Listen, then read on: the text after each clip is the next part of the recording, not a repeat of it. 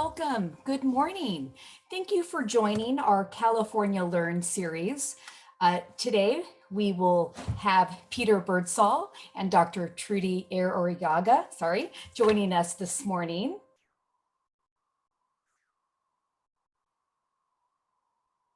And I am Lisa Odorico. I work primarily with California. I'm a client engagement manager. So I work with my colleague, Erin Heinzman, and we work with school districts throughout California. If you have any questions, you feel free to reach out to me. So this is something we've all lived with quite a bit the last, over a year and a half. So I'm sure none of this is new to you, but a few nuances as you are joining our session this morning. A few zookeeping reminders. Go ahead and keep your chat box open and click all panelists and attendees. Feel free to chat. We will be monitoring that. So if you have questions throughout the presentation this morning, we'll be monitoring those and getting to those later in the hour. This webinar is being recorded. You will be receiving the recording and the slides. They will be sent to you via email in the next few days. One thing that will help ensure you receive the slides via your email is to just make sure you're not blocked. So please add info@k12.corwin.com to your email contacts to ensure you receive it. So a couple of other webinars that we have coming up. Next week on December 6th, we have Dr. Debbie Silver, who will be presenting on effective feedback that fuels self-motivation in learners. We have another really hot topic that's coming up on December 13th, which is visible learning in early childhood. We have our next Learn California on January 13th with Peter Birdsall and Ricky Robertson. They will be reviewing the governor's budget proposal and priorities for 2022 and 23. Make sure you register. So again, thank you so much. And I want to introduce one of our guests this morning, Peter Birdsall.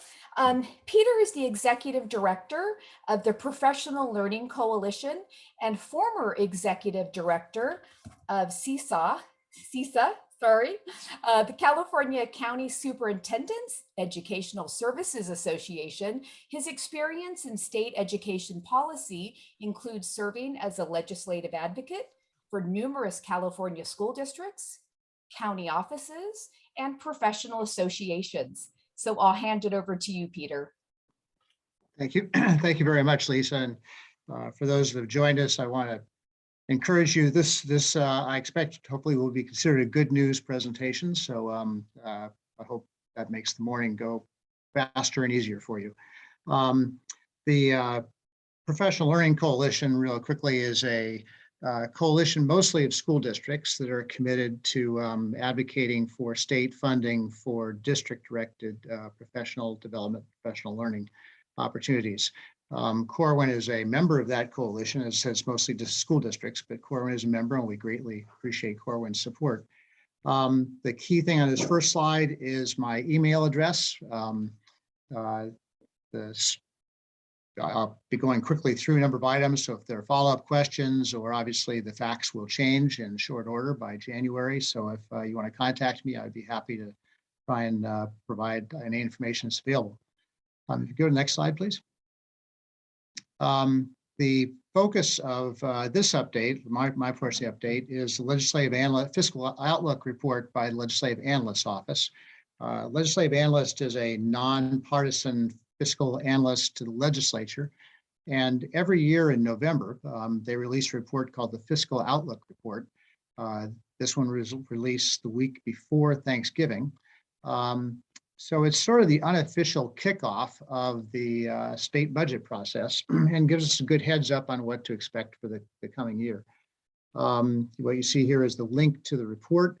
Obviously, I'm going to try and cover all the high points, but if you want to go back and read the report itself, this is the link. You want to move forward, please? So the first part of good news is Well, the general theme is there's going to be a lot more money. This report was released before all the news about the Omicron variant. So I suspect that when you see the governor's January budget, it'll be more conservative because, as you know, the stock market has been going down for the last week or so. But the numbers described by legislative analysts are so significant that it's still going to be an increase, just probably not an increase of this magnitude. The first point is it's clear there's going to be additional one-time funding. The estimate in the analyst report was $10.2 billion. Where this comes from is funding for K-12 education community colleges in California is governed by what's called Proposition 98, which was an amendment to the state constitution. So it's governed by the state constitution and it established required funding level. And if the state doesn't appropriate that amount of money, then they owe that money to the schools in future years. So of this 10.2 billion, 2.1 billion is the amount that's owed to us from last year, 2021. So that in itself is a pretty safe number. Then they estimate another 8.1 billion this year. Obviously, that number may be somewhat smaller if the tax revenues don't come in the way they projected, but it's still a big number. If it's 10.2, just to give you an order of magnitude, that's about $1,500 per student. You can move forward again, please.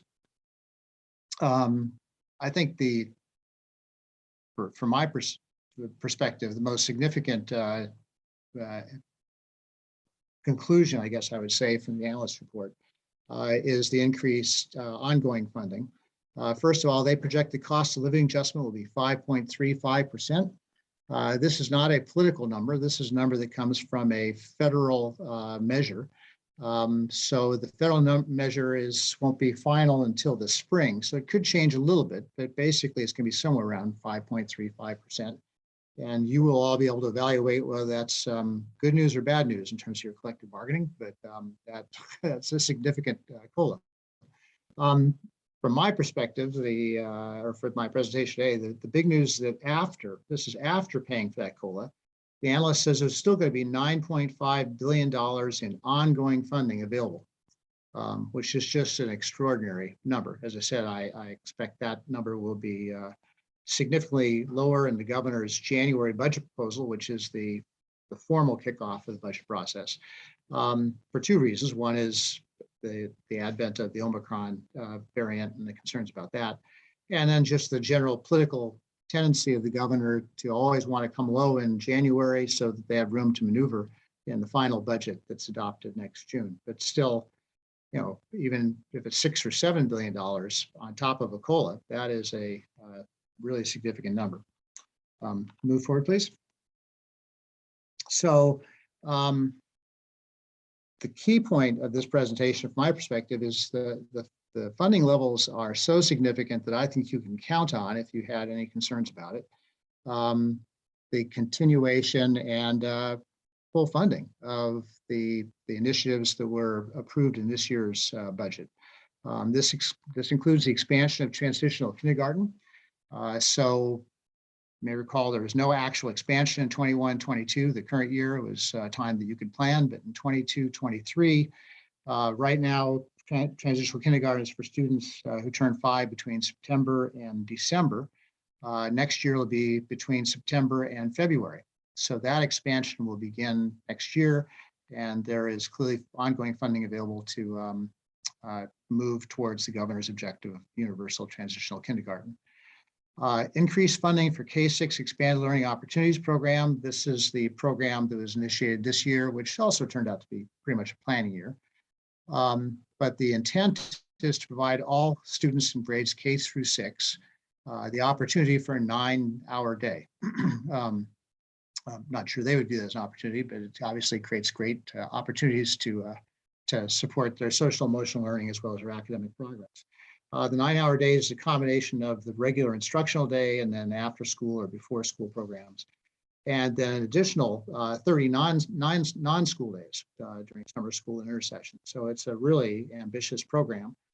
In the current year, there's $1.8 billion for that program. The intent of the governor and the legislature is to increase that to $5 billion.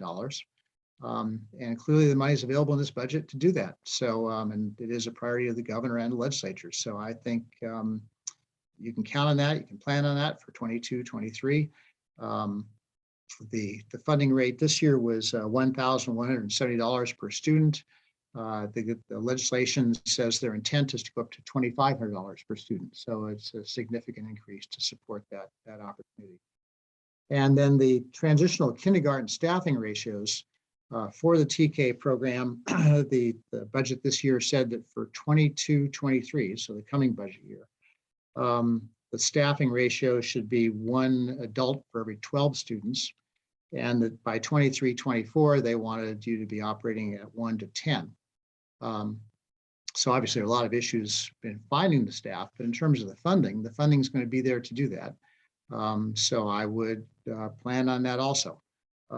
There doesn't seem to have been as much publicity on that, so let me repeat those numbers quickly, and obviously you can contact me by my email. But for 22-23, the coming budget year, the ratio is supposed to be 1 to 12. This is adult, not teacher, but adult to pupil. And for 23-24, it goes to 1 to 10. You can move forward, please. So that part was simple. That's straightforward, and I think you can count on it. Beyond now, after this, I get more speculative. This is where you get to put on that's interesting, or you can put on your advocacy hat and say I'm going to fight for that, because the legislature and the governor are now having lots of discussions about what to do with that ongoing funding. Special ed obviously is terribly underfunded, and so that continues to be a high priority. There's a lot of discussion about the LCFF base rate and the need to increase that.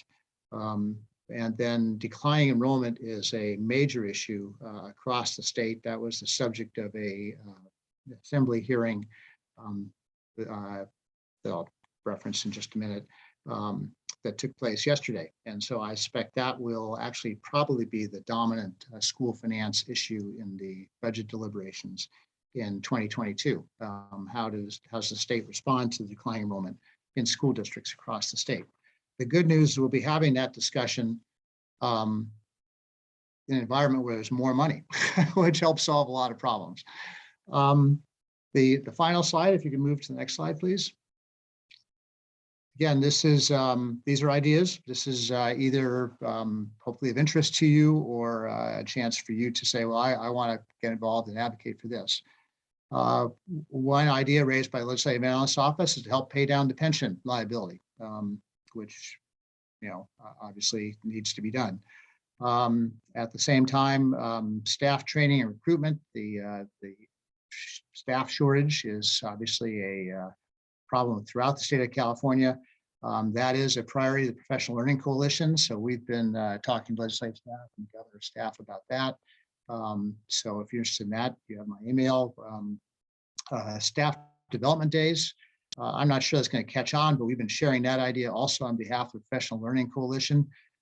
This is where the state used to allow schools to offer staff development days when students weren't present. So you're embedding it in the regular school year for your teaching staff. It helps deal with the shortage of substitutes. Instead of the supply side, trying to get more substitutes, which everybody's trying to do, it helps on the demand side, which is you don't need as many substitutes if you can do it on a regular contract day. And then instructional materials is the state recently adopted materials in world language and arts education, and 2 years ago did science. So funding, if you want to have standards-based instructional materials, there's a lot of evidence that there's a benefit to the state incentivizing that with funding. So I briefly referenced this hearing yesterday. The reason I wanted to talk about it, this was the assembly, is Linda Darling Hammond testified at that hearing. And so this throws a couple more ideas onto the table. She spoke at some length about the value of intensive tutoring and about math intervention, targeted math intervention programs. Her testimony was 7 pages. If you're interested in seeing a copy of it, you can email me and I'll be happy to send that to you. But the point is that people are thinking of ideas for this one-time funding, and those are 2 more ideas I would add to the list, because She is not only the president of the State Board of Education, but she's the governor's senior advisor. So we may or may not see that in the governor's budget when it comes out in January. That will be the next big event, which is the governor's budget release on January 10th, which starts the formal budget process. And then, as was mentioned by Lisa at the beginning, we will be doing a webinar on the governor's budget proposal on January 13th. So I hope you can join us for that. So with that, hopefully fairly quick review of what I think is the good news fiscally in terms of supporting schools. I'd like to shift now to Trudy Arriaga. As you note there on the screen, she is the former superintendent, actually the first female superintendent of Ventura Unified School District, served there for 14 years. Her leadership focused on the core values of equity, access, and opportunity for every child and their family. In April 2015, the Board of Trustees of that district honored her by naming the district office, the Trudy Arriaga Education Service Center. And in 2015, she retired, and she's now the Associate Dean for the Graduate School of Education at Cal Lutheran University.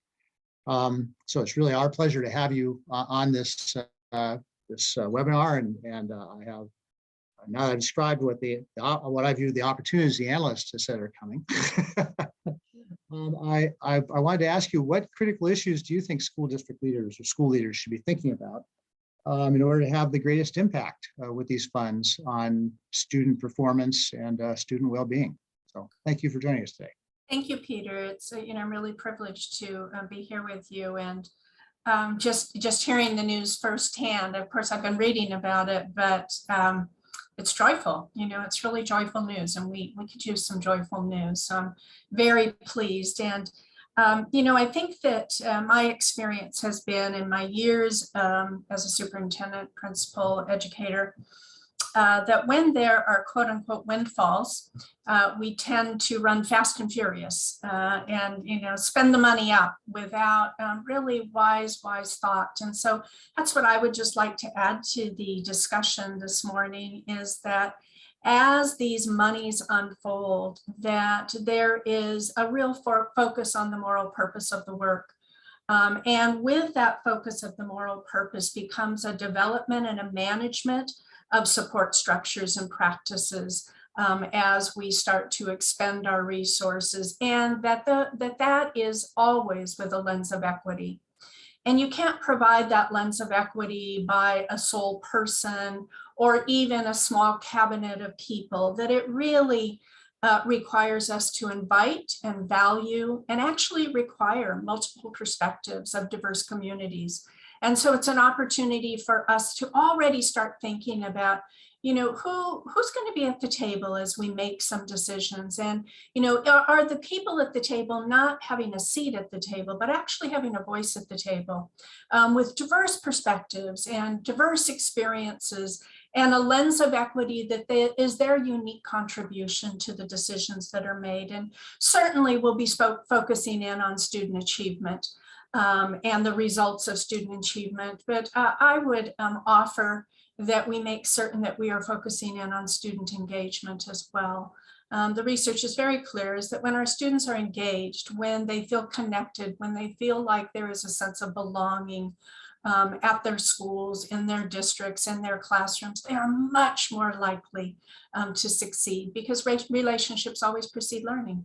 And so just that reminder that as we're focusing in on, oh my gosh, how exciting is this? That student achievement and results, absolutely, but that requires student engagement. And I believe that student engagement actually precedes that learning.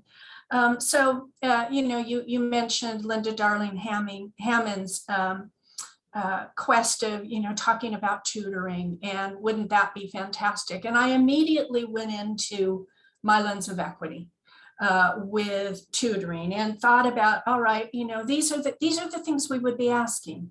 If we're going to have tutoring, will transportation be provided so that there is equity and access for each and every one?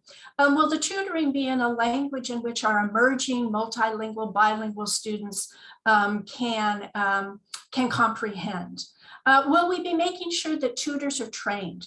Will tutors have training of culturally responsive strategies? Will the materials be in the tutoring program be culturally responsive to our students? Will we involve diverse voices as we plan for our tutoring program?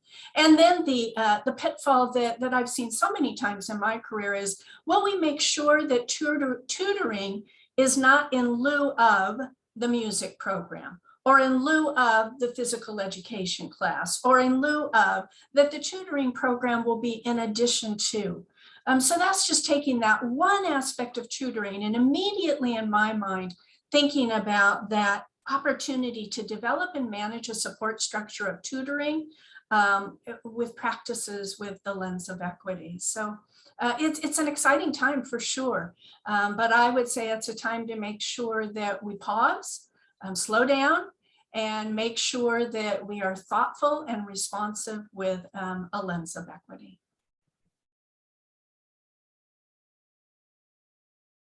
Sorry, I muted myself there. I appreciate your comments. Thank you. One of the questions in the chat was if I could repeat the initiatives by Linda Darling-Hammond. And obviously you touched on one of those. I should just clarify for everybody on the call. Yeah, I was being a little bit speculative there. I don't know if that's going to be an initiative. What I do know is that there is going to be more money. The governor will get to propose in January what to do with that money. The key advisor to the governor is Linda Darling-Hammond. So therefore, it's interesting what she talks about, but we'll see in January what the proposal is.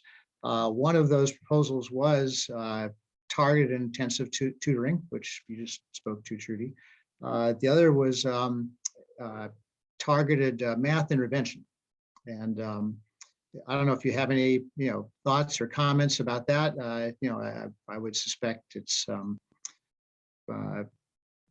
I think it's, it's very similar, Peter, in that whether it's targeted math intervention or whether it's TK expansion, that we not have an afterthought of equity, that be our foundation of making decisions on providing the expansion of TK. And so with that lens of equity, once again, is, have we already started about recruitment? Have we already started thinking about training?